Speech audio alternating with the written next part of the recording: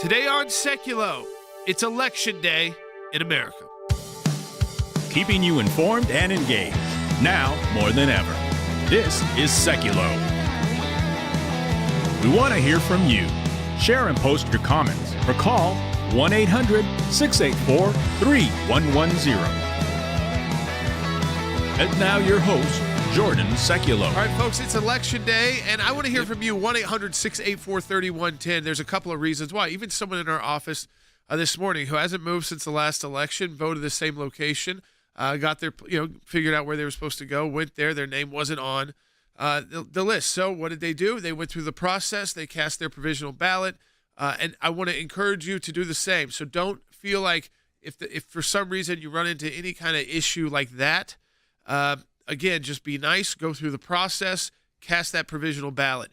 If you are having a trouble, though, where they are saying, we can't do that, or you somehow don't have the ability to do that, that's when I want you to contact us right away at aclj.org/election hotline. We are monitoring that, again, throughout the voting hours today. So, again, if you have an issue that you can't resolve at your polling place, please contact us at aclj.org/election hotline. But I also want to hear from people who have voted today, and I'd love, especially those we'll prioritize who are in battleground states or even states, like Montana has a very close Senate race. So, again, many of us may live in states that aren't presidential battlegrounds, but still have very important races. Ohio has a big Senate race, even though it's considered very likely to go to Donald Trump. You've got these major states. Ted Cruz's race in Texas has been tight, though the latest polling better there. But, of course, we have to have people vote today. And this is kind of, even by, if you're listening to us live, so this is just afternoon Eastern time. Right now, as you heard me say yesterday, and even as of this moment right now with the people who voted in the morning, and remember, states close at different times. I just saw Arkansas close at 8:30 p.m. Eastern time. Some will start extending times. If there were a couple of issues in Pennsylvania and Republican counties with the voting being delayed at first, so they'll probably give it an extension because of the line backup, and they had to shut down. So again, some of that is normal, but I do want to hear from people who went through the process and cast their vote. What was it with the turnout like? And if you vote in the same place, was the turnout similar, bigger, same kind of people you usually see, different?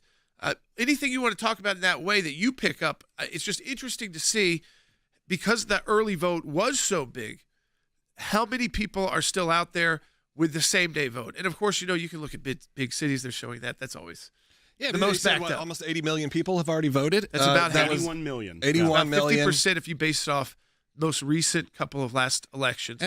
That would be 50% of the vote. As you said, it's a little confusing, but confusing even for the networks. We saw this morning as we prepped the show, we have Fox, CNN, MSNBC, all the networks up in our studio, and they had different times for when the first poll closed. So one had a click, counting down, it was like 6.5 hours, and one had 7.5 hours. Well, and the reason for that is because, the elections are run by states, and so what Fox had was actually when the first polls close, which in Kentucky and Indiana, because they're split time zones, half their state, it's not uniform. Half their state closes an hour early, but they don't start reporting until the second half of their state closes. So Fox is technically correct, but the other network that had an hour later is when you will start to get the first results because a full state has closed. But once again, that's election day for you. That's the confusion of election day that happens right now. So make sure if you haven't already done it, which I'm sure most of you who are listening have already voted, but if you have not, make sure you are paying very close attention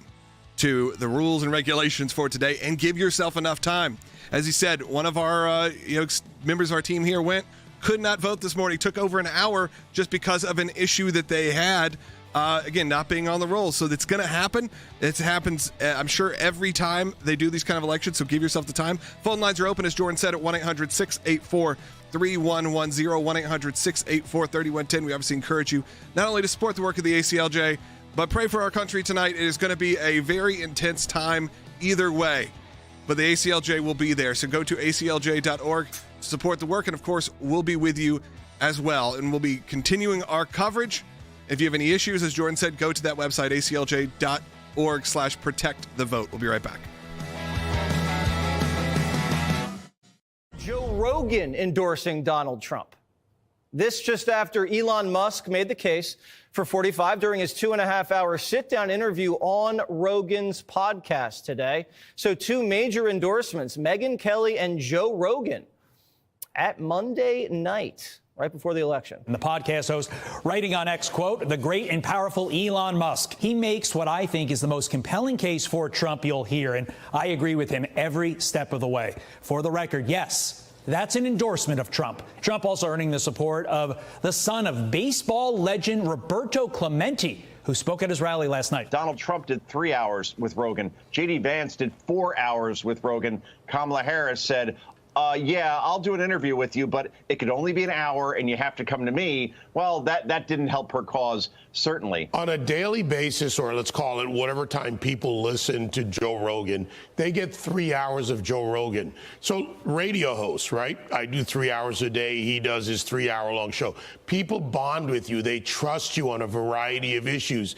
They tend to take your word more than they do from somebody who comes in on their private plane, stands up there and lectures you with falsehoods and lies. The contrast isn't more clear. It's about the messenger and actually their base that trusts them. Democrats have become the party of elites, the party of the richest 1%. Donald Trump's Republican Party is the party of the working man and woman, the kind of party that gets endorsements from a UFC guy like Joe Rogan or former Democrat presidential candidates like Tulsi Gabbard, like Bobby Kennedy Jr., or former Democrats like Elon Musk. And we'll see how that plays out on Election Day and if that translates into votes. I have a feeling that it will in key places like Pennsylvania, Michigan, Wisconsin, where you'd rather be Donald Trump with those endorsements than Kamala Harris. All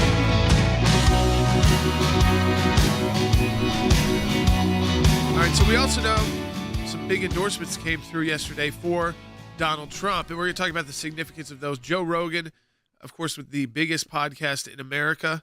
I think hundreds of millions of listeners, right, Logan? Yeah, I think about 11 million a day listen or more to Joe Rogan. Rogan. And, when Plus, Trump was on, I think it surpassed 45 million just on YouTube. So Elon Musk was on, I guess yesterday. They dropped it pretty early so Joe Rogan's been dropping a lot of shows this week.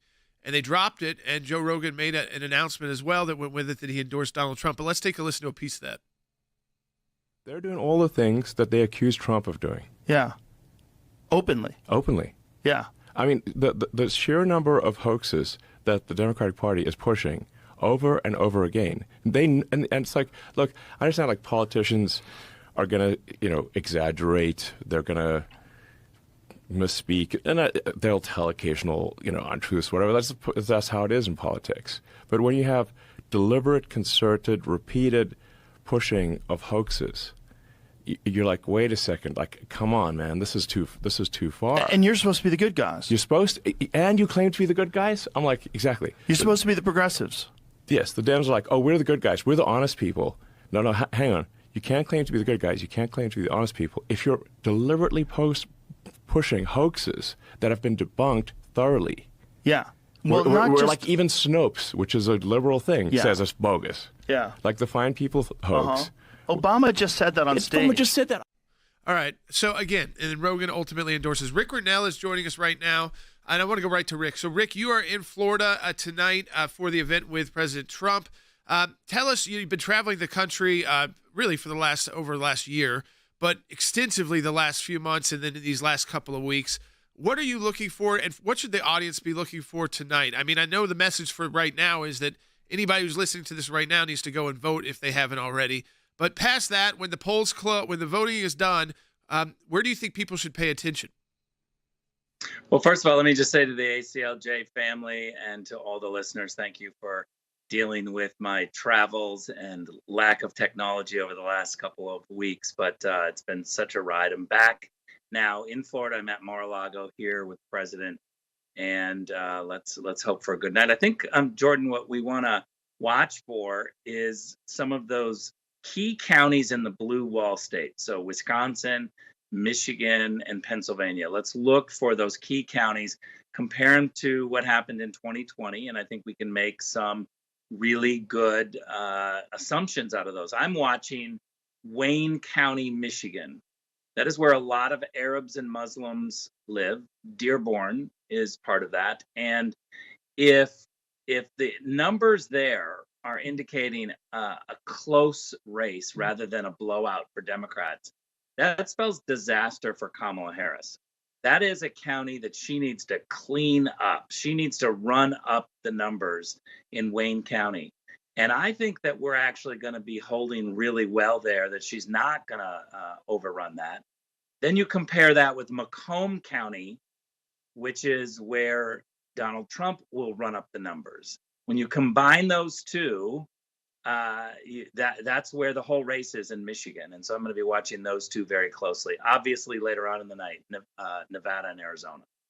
Seems to be, and we've talked to a lot of people who've been calling into the show, Rick, that this year especially, that of course there were lawsuits before, and there were issues before. There'll be lawsuits today. There'll be lawsuits tomorrow, likely. But at the same time, that the Trump campaign, the RNC, spent a considerable amount of resources to make sure that attorneys are organized, poll watchers are organized in the battleground states at key precincts, and did that tough grassroots work that maybe we hadn't been as good at or had been caught off guard with the last couple of cycles, or last cycle.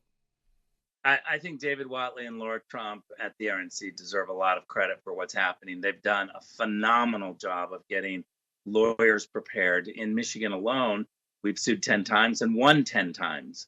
And so that just shows you how aggressive our team is. The other side is, intimidating. Mark Elias put out a tweet basically saying any Republican lawyer who works for Donald Trump on election integrity issues should be disbarred. And that's unbelievable in America that we have that type of cancel culture. But that's what we're up against. That's what we're trying to defeat. These people who literally can't have a discussion. They can't have disagreement. They don't like dissenting opinions.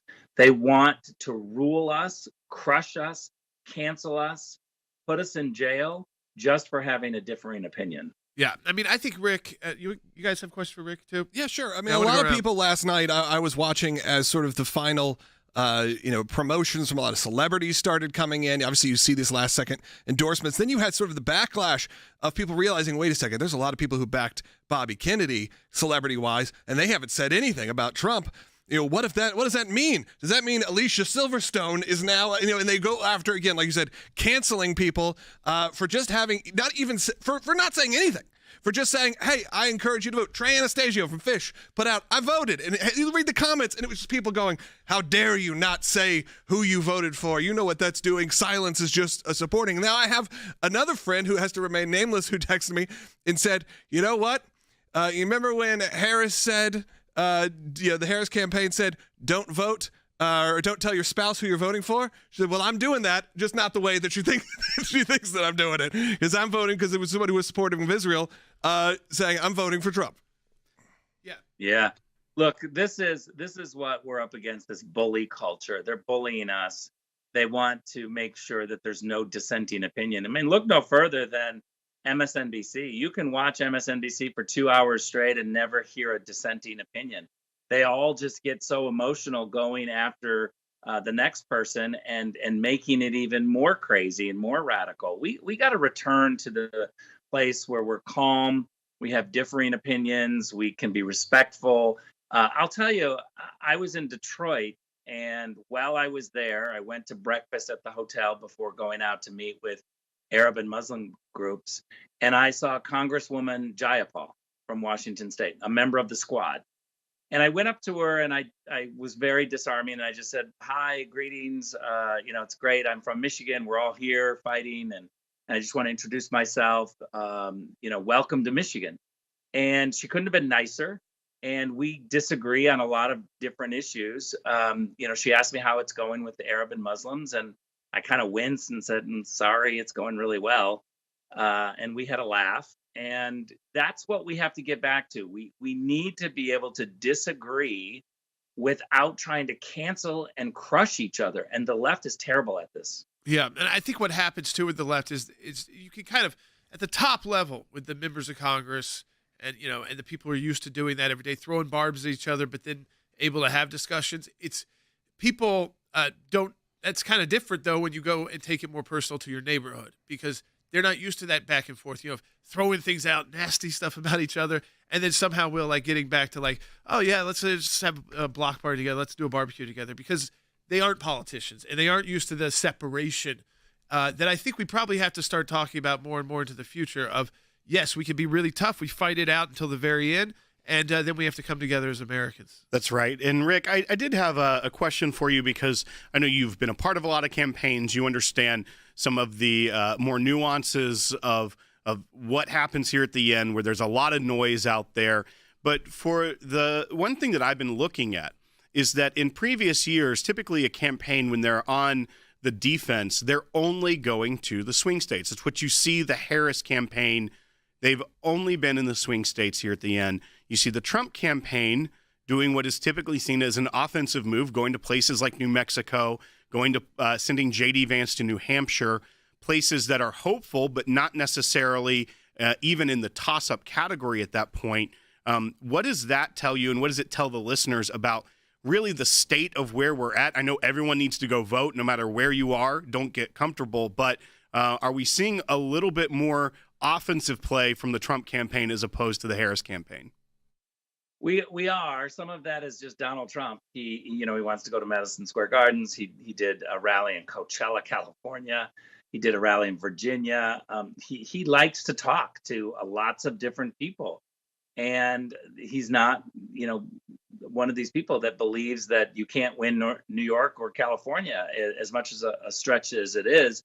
He wants people to hear his message. He is one of these non-politicians that just believes that you can talk to people and sway them. I still believe that way. I think it's really important to be hopeful.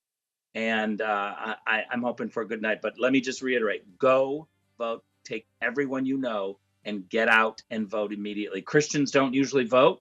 Got to prove them wrong this time. Yeah, I mean, I think this has got to be this very strong message. That, listen, if you are hearing our broadcast live right now, as you heard from Rick, heard from all of us, you have time right now to go and vote. In fact, I would tell you this. I wouldn't tell you this most days. Turn the show off, figure out where your polling place is, and go and vote and get in line. And if you can't get in line right now, try to find a family member later today who can help you or assist you get there, whatever it is. You've got time wherever you are to go and cast that vote. And if you can bring people with you, that's great too. Rick, as always, we appreciate it. I'm sure we'll get updates from you later on tonight, and try to get some tomorrow or the following day as well. Folks, support the work of the ACLJ. If you need our help, aclj.org/election hotline. Donate as well. We're ready for the coming battles. Think of it. This is it. This is the last one that we're going to have to do. Former President Donald Trump finished this campaign the way he did the last two, with a late-night rally in Grand Rapids, Michigan. Together, we will fight, fight, fight, and we will win, win, win. His last ever rally as a presidential candidate came after stops through North Carolina and Pennsylvania. We've been waiting for 4 years for this. The Trump campaign insists it's going to be the top two issues, the economy and immigration, that ultimately carry Trump to victory. At the beginning of all of his rallies, Trump asked this signature question: are you better off now than you were 4 years ago? His thousands of supporters yell no, and that's the message that the Trump campaign is really trying to drive home, that it was Kamala Harris and the Biden administration who broke it, and that Trump can fix it. Vice President Harris punctuating a frenetic final day in Philadelphia with an army of supporters in front of the famed Rocky Steps. A tribute to those who start as the underdog and climb to victory. Closing out her 3.5-month sprint in the critical battleground. One more day in the most consequential election of our lifetime. Her messaging in these final days: unification, joy, and the future. The Harris team telling me they will be watching some key metrics tonight, saying they need to see big numbers for women, suburban voters, college-educated voters. They need the numbers in the big urban centers to meet the 2020 levels of turnout, telling me Atlanta and Detroit are showing encouraging numbers so far for early voting. Look at early vote. Republicans are doing better. Democrats are doing worse than they did in 2020. Polling is better for Trump than it's been since he's run. Prediction markets say Trump is looking good, too. And Democrats today today. They got to pull off something on the ground today, more like 2008 than anything else. It's going to be really tough for them, I think, to pull it off. All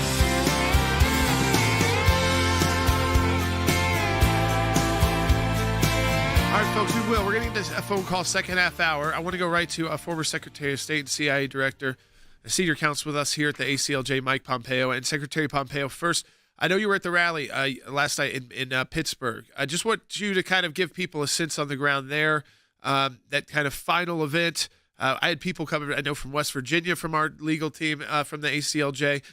People wanted to be at that last event, that last rally. And, of course, we've seen some late endorsements, too, for President Trump. But just kind of your initial takeaway as we're now, around lunchtime voting on Election Day. Yeah, Jordan, I was actually with the president both in Reading and in Pittsburgh yesterday. Two very different events.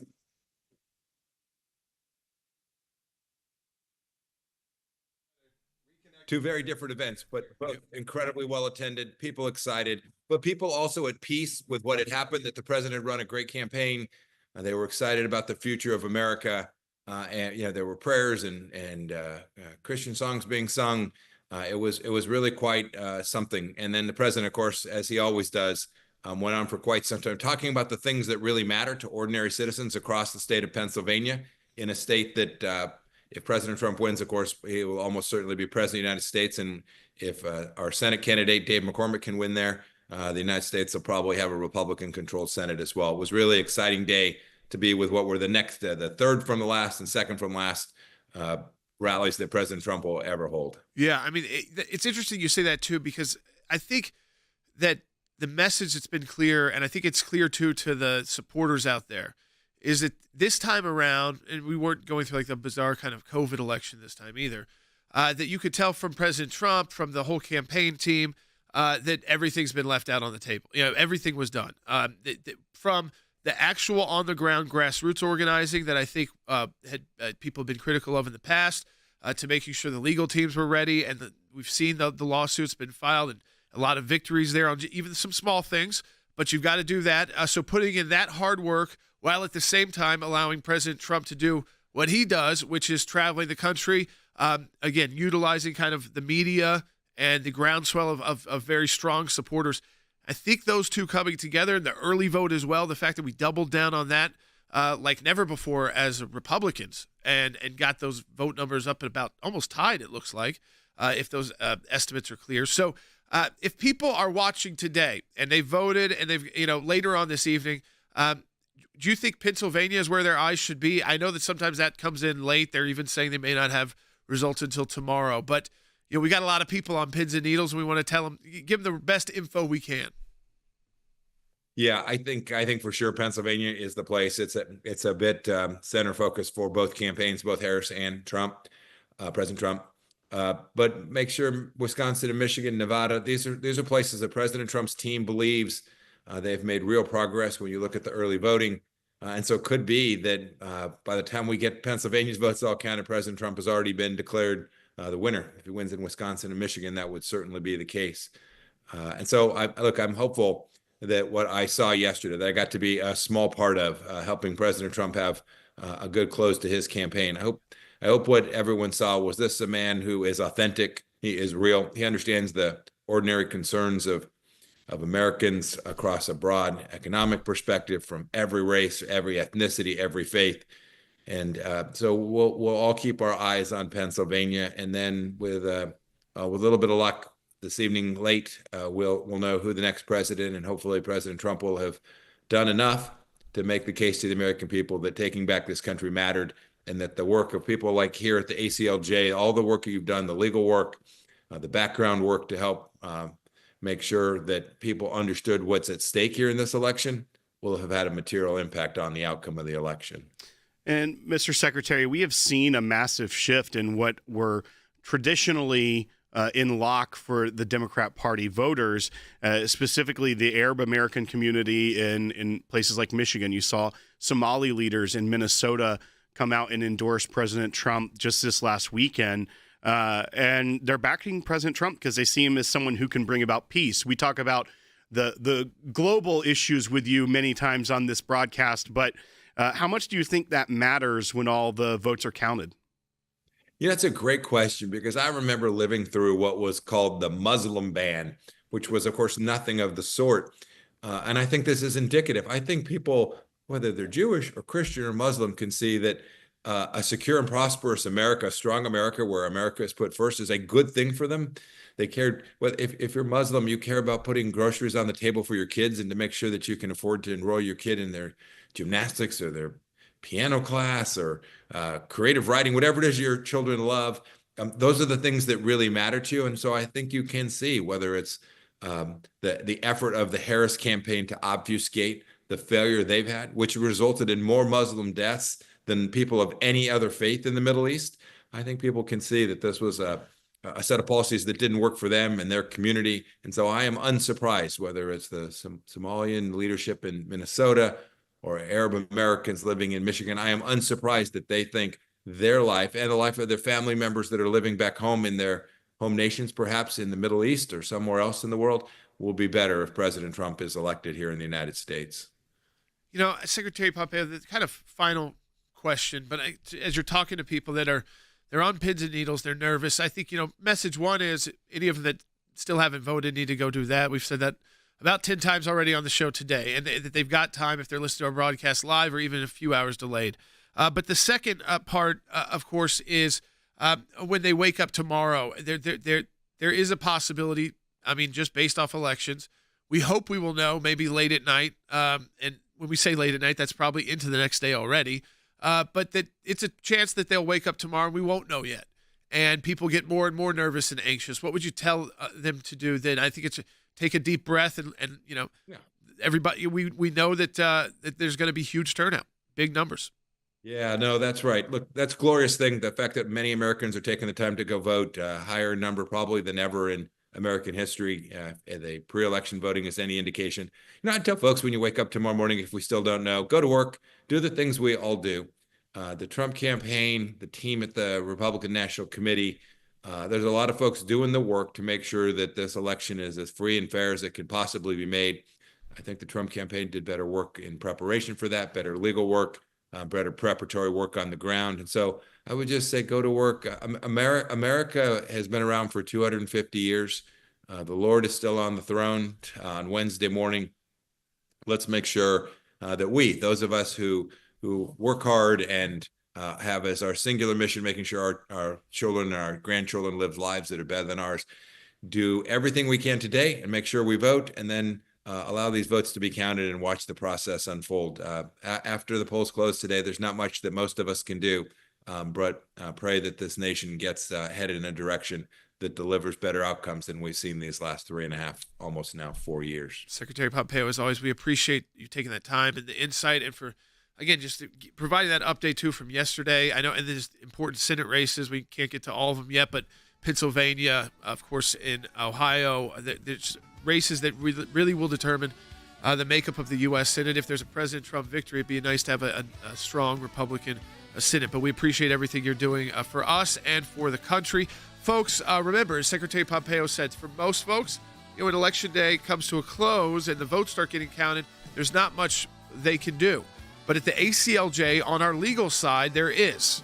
So if you believe that there, and we've been involved in them before, real legal issues, whether that's going on today as you're voting or even post-voting, and we saw that last election, there were legitimate issues, make sure you contact us at aclj.org/election hotline and support our work so we have the resources to fight. This election is crucial. Your voting rights are under attack.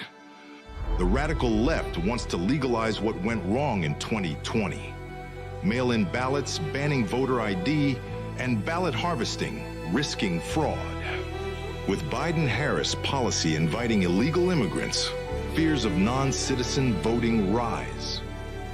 The ACLJ defends your right to vote. Our legal team is fighting in battleground states and filing lawsuits. We won the Trump ballot ban case at the Supreme Court and are ready to return if needed. Breaking news. The Supreme Court rules former President Trump back on the ballot. President Trump is going to remain on the ballot. Go to aclj.org/election hotline.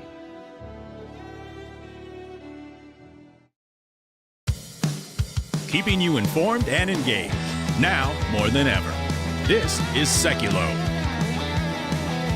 And now your host, Jordan Sekulow. I mean, you're already getting closing poll times.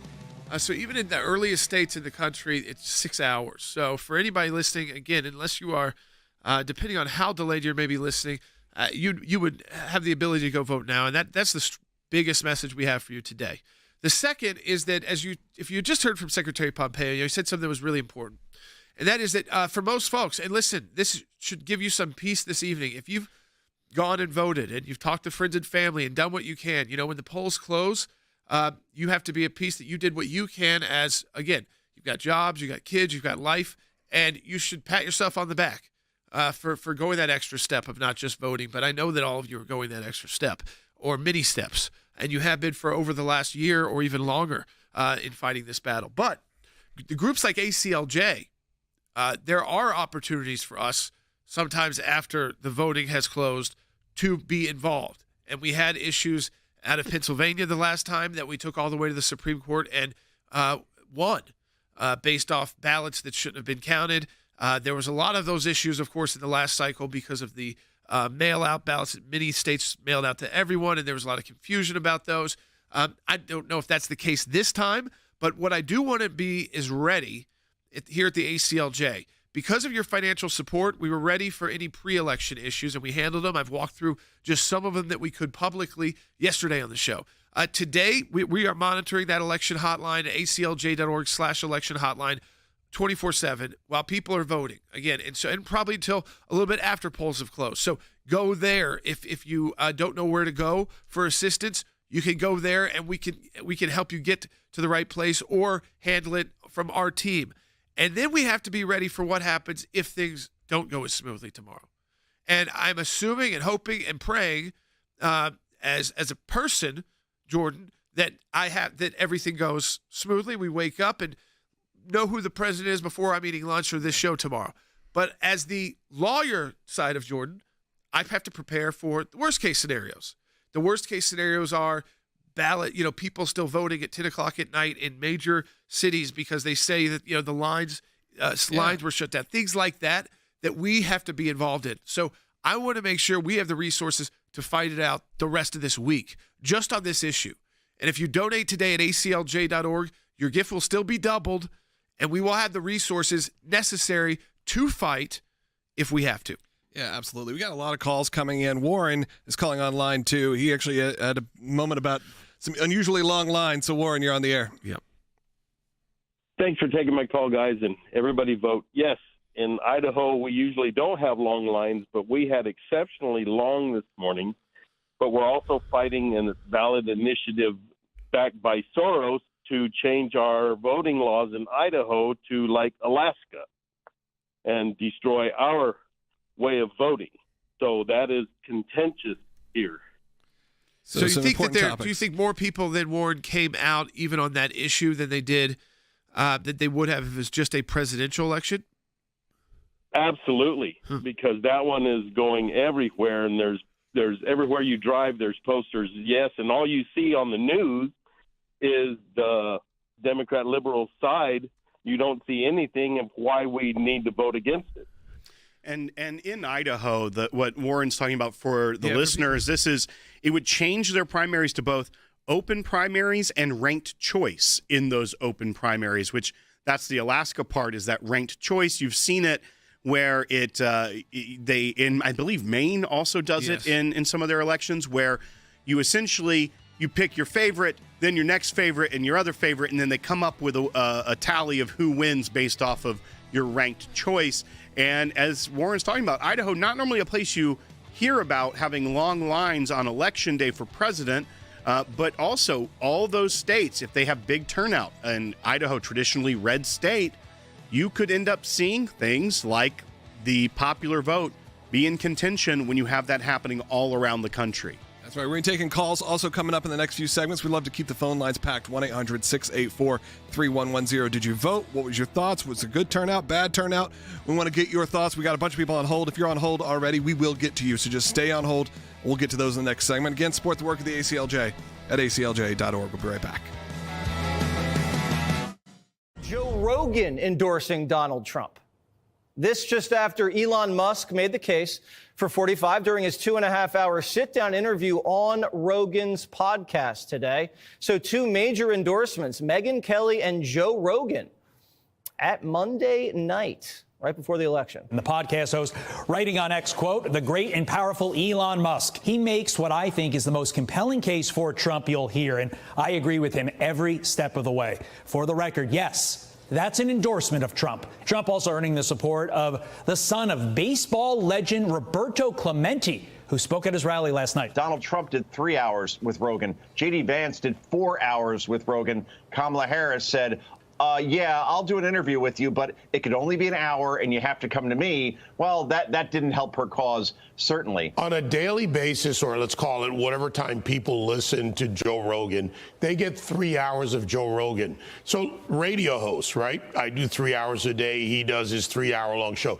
People bond with you. They trust you on a variety of issues. They tend to take your word more than they do from somebody who comes in on their private plane, stands up there and lectures you with falsehoods and lies. The contrast isn't more clear. It's about the messenger and actually their base that trusts them. Democrats have become the party of elites, the party of the richest 1%.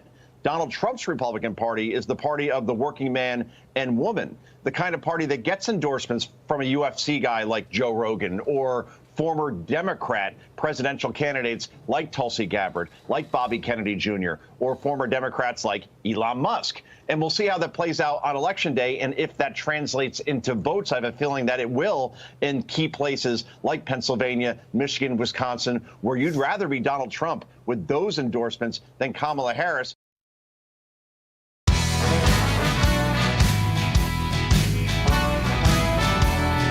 All right, so I want to get into some of the Joe Rogan issues that Rick had to be on earlier, of course, and then we had Mike Pompeo on, and this is the short segment. So for those of you listening, I think you've heard the name a ton. Obviously, you've seen it in the media the last night and definitely this morning. Joe Rogan is the biggest podcaster in America. He has a huge audience. By a lot. By like leaps and bounds. Yes. They are long shows, typically 3+ hours shows, 2.5 to 3 every day. I mean, there's new content.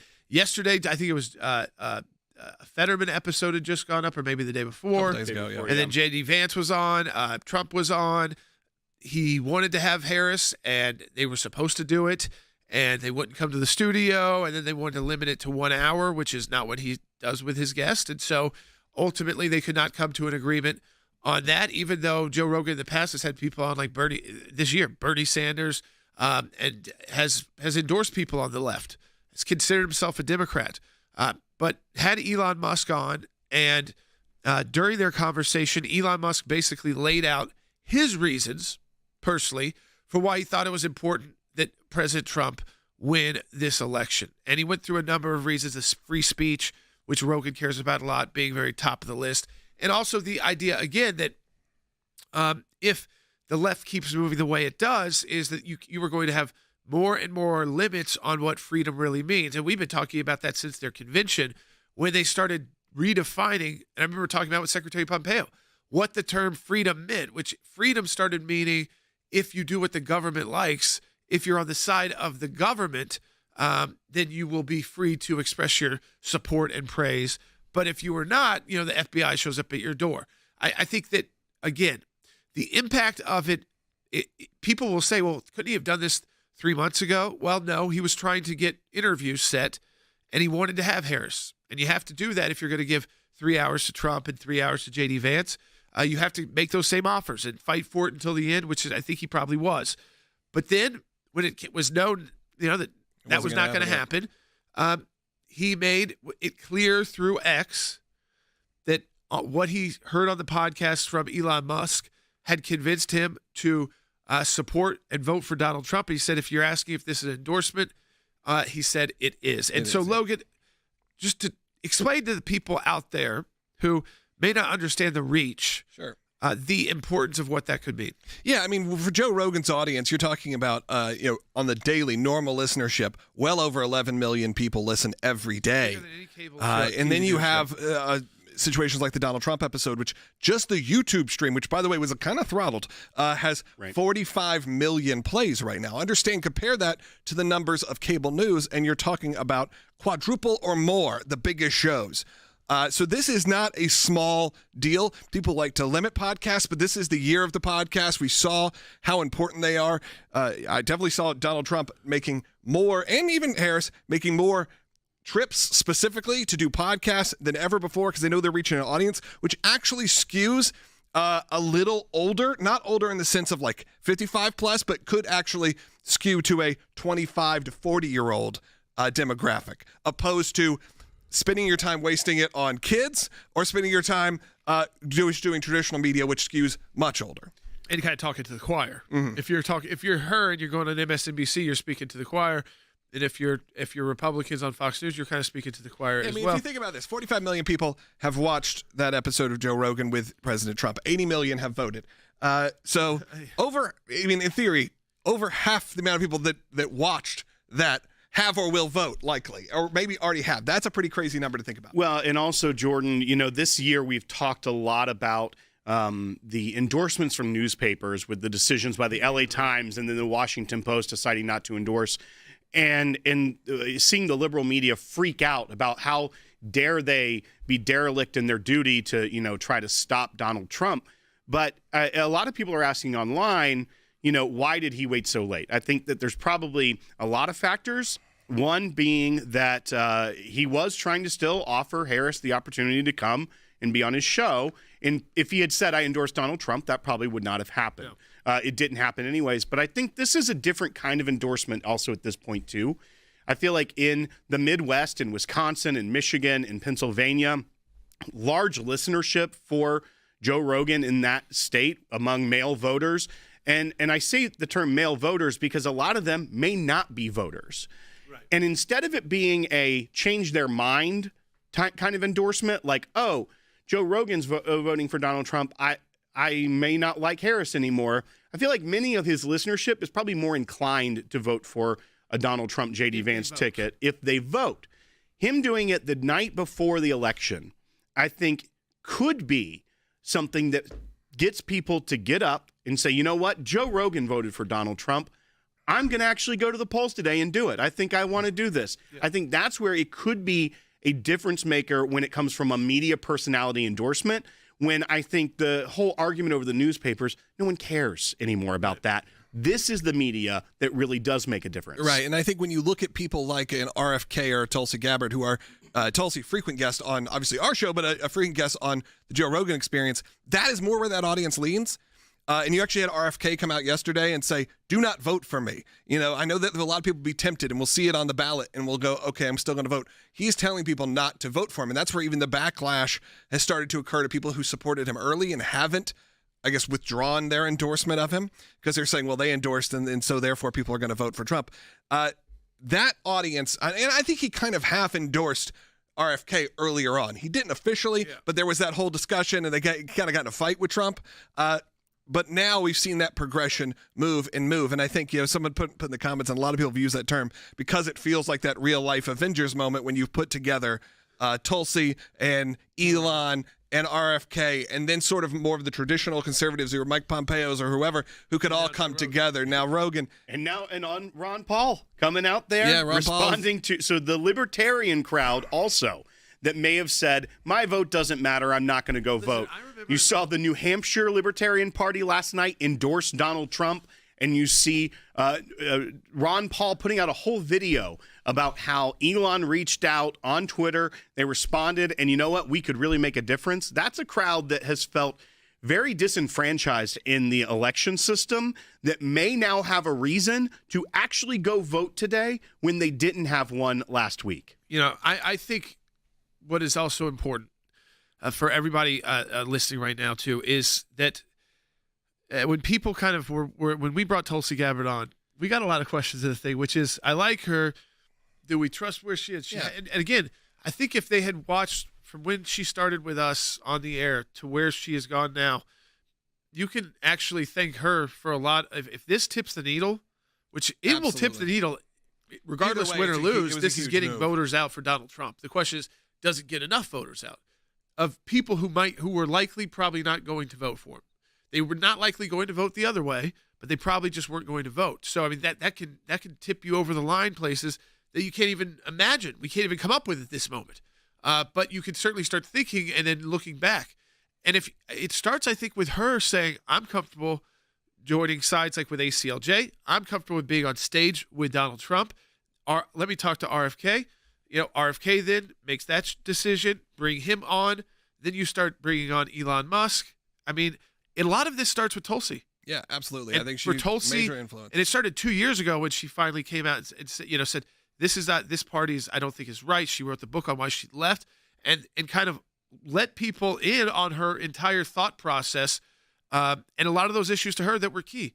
Free speech, the idea that we, as someone who was in the military, that we don't just go to wars, that we can't explain to people, we don't send people off just to get to make military hardware companies and contractors rich, that we do what's best, and we still want to be a power in the world.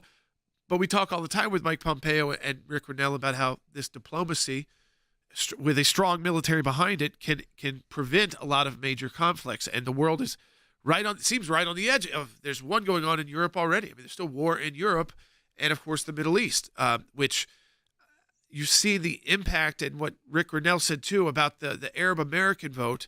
Watching Dearborn, Michigan, that if that's even close, I mean, those are places that Democrats need to win 30 and 40 points by. If they are even close, it is very bad news, even if you don't have the final numbers yet. So we're trying to give you some markers to look for tonight so that you don't have to go to bed with nothing, because I think that is, again, it's going to be tough for people. I mean, I think what will happen today is you might be a little exhausted right now by it. I get that. I think a lot of people are. And the country probably is as a whole.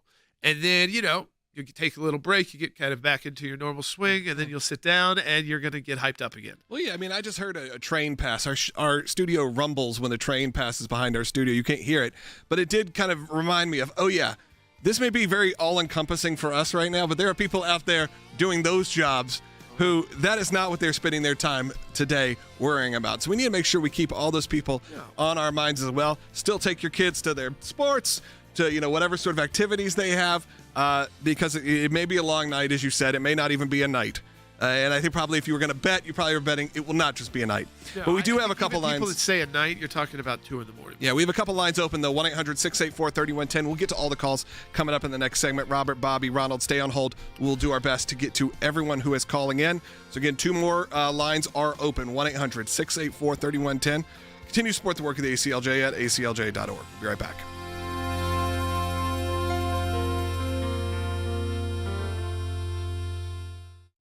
Think of it. This is it. This is the last one that we're going to have to do.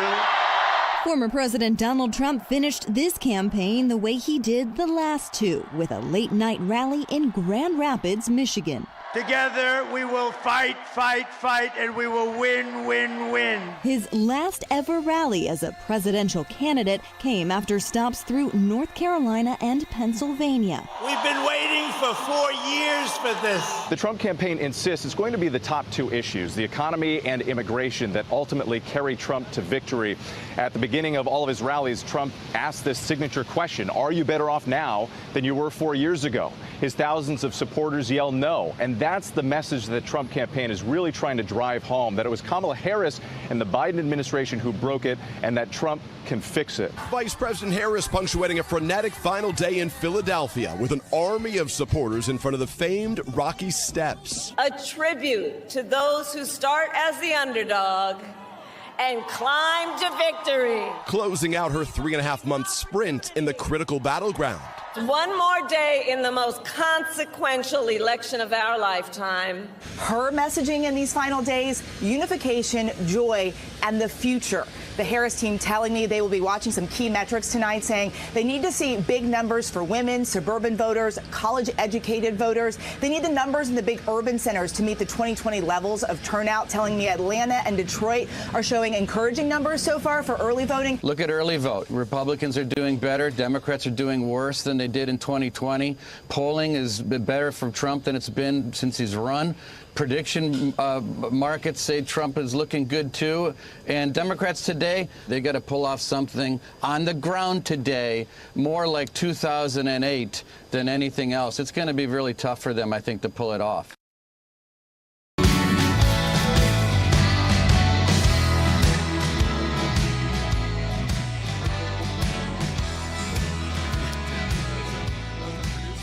I don't know if it just shifted back. Do we have a time I don't know. warp? I feel like there was a time machine there that just happened.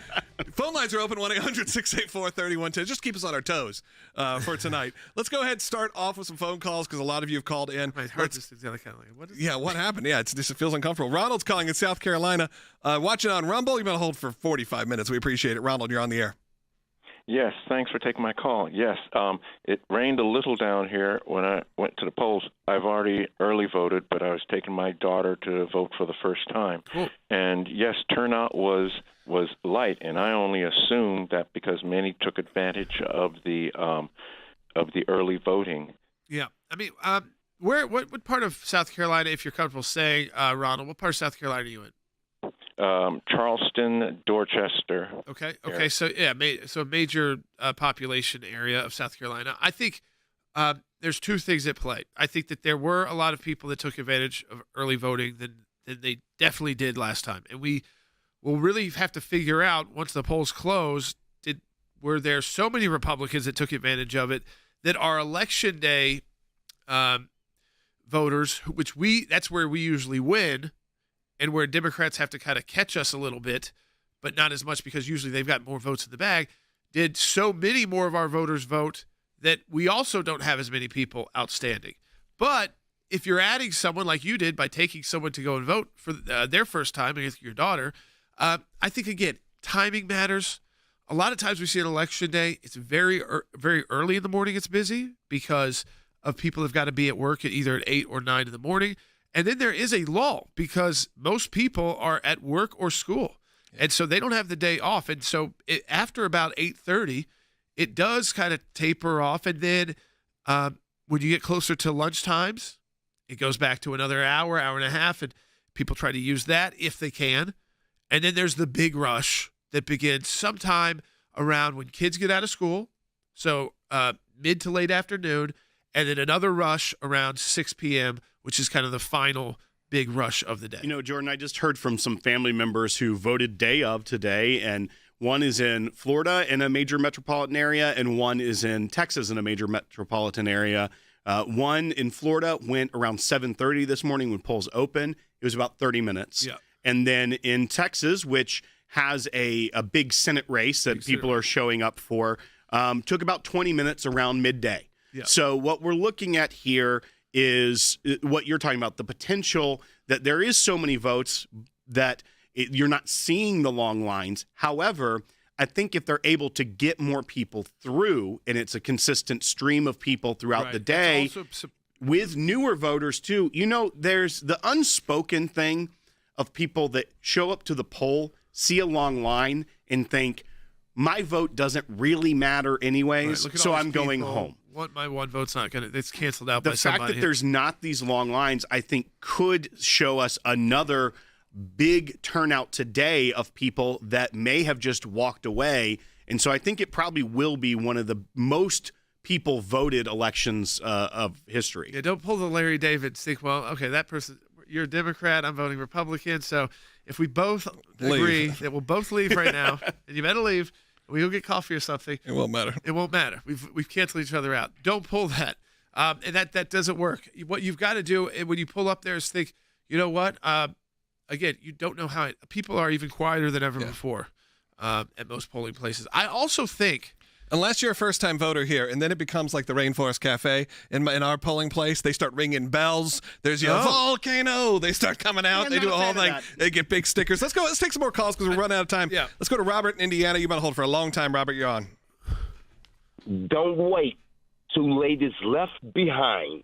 November 5th is here. You got to make up your mind. Go vote for you and yours, and me and mine. One vote, one count, one time. I'm Robert Thomas.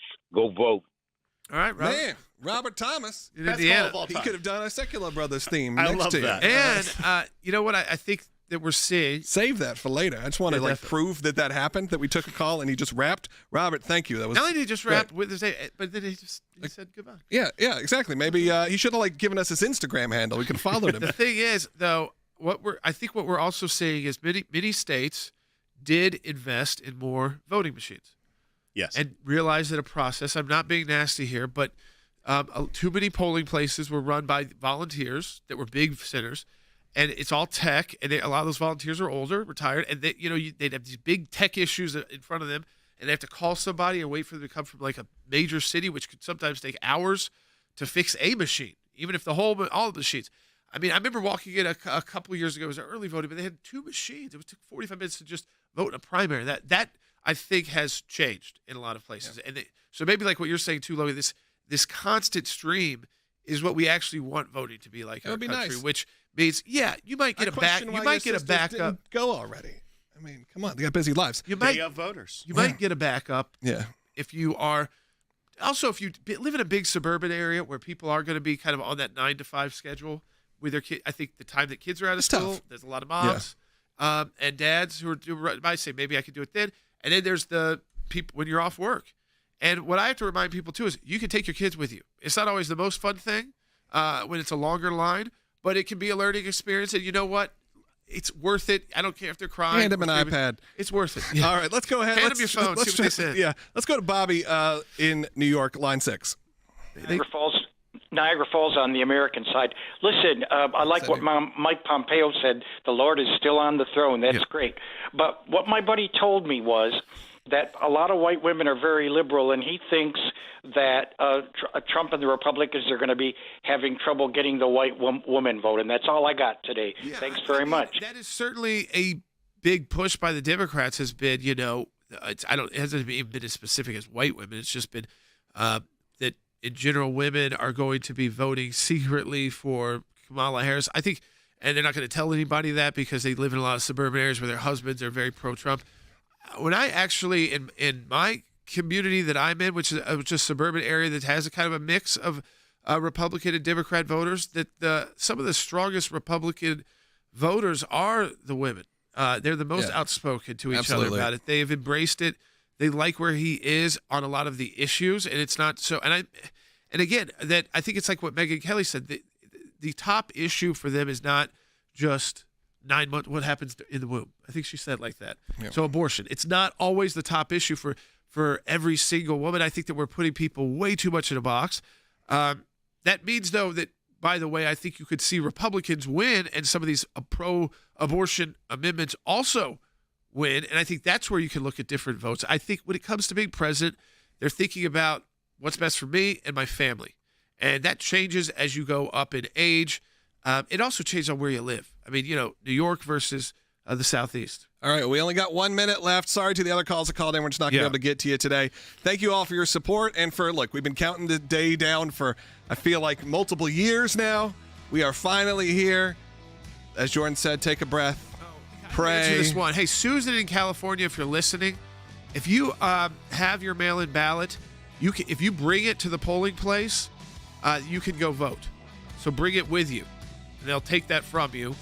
And that's the best option for you to do now. So I think take it with you, go to your polling place, especially if you still have it, and it's still in its envelope and hasn't been unwrapped or anything. That's the way to go. If you have more questions, go to aclj.org/election hotline, and we can help you out. I just saw that one pop up, and I think we can answer for you. Support our work so we've got the resources to fight tomorrow. If that's necessary, we want to be ready to go. Donate today. Your gift is doubled at aclj.org. We need those resources to fight. Remember what happened last time. We have to be prepared.